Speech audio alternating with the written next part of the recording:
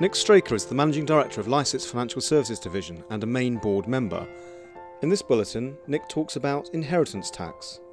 Nick, nobody likes paying tax, but probably inheritance tax causes more anger than other taxes. Yeah, and it is a very big issue for a lot of people, and a lot of people regard themselves as being highly taxed anyway during their lifetime. I mean, if you look at income tax is going up to 50% for the higher earners now, so 50% income tax. National insurance contributions by employer and employee amount to some 24% now.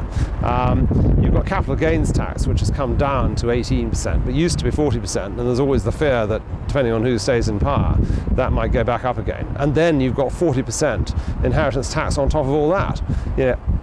Inheritance tax payable on the bit above the nil rate band. We all have a sort of £320,000 worth of nil rate band, but the bit above that, once your assets go above that, you pay a tax of 40%, which is a big issue. Are there any ways, obviously proper and legal ways, that you can avoid it? Yeah, absolutely, and the inheritance tax is often been regarded as a voluntary tax because you can actually give away everything. You can give away all your assets. As long as you live 7 years, you give it away as a potentially exempt transfer and pet. And as long as you live 7 years, it's free of tax. And that could be putting it in a trust fund, perhaps for grandchildren, sort of measures like that. Absolutely, you could do that. You could put it into a trust fund for grandchildren, or you could do it directly. But the problem with doing it directly is often people sort of feel, well, they're going to be living longer, the financial insecurity from all this turmoil in the markets, and also there's a worry about divorce. If you give it to your darling daughter or darling son, and they then marry somebody who you think is wholly unsuitable, right, then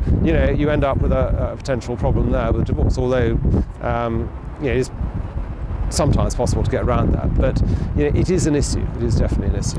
And lots of the popular papers have had campaigns about inheritance tax, which probably has raised people's awareness. Do you think there's less of a fear about it? Do you think people are now realising that there are things that you can do? I think there are things you can do. I think people put it off as much as they can because of this financial insecurity.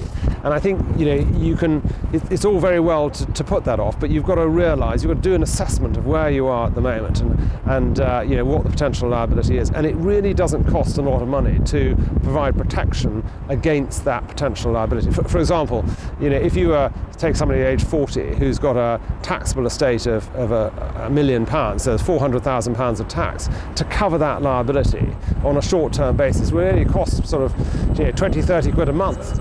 And as with pensions, it's the same thing. You can take control of it yourself. You need to review your position rather than just burying your head in the sand, really. Absolutely. You must review the position, and you must know where you stand, and then at least you've made a decision rather than having somebody make the decision for you.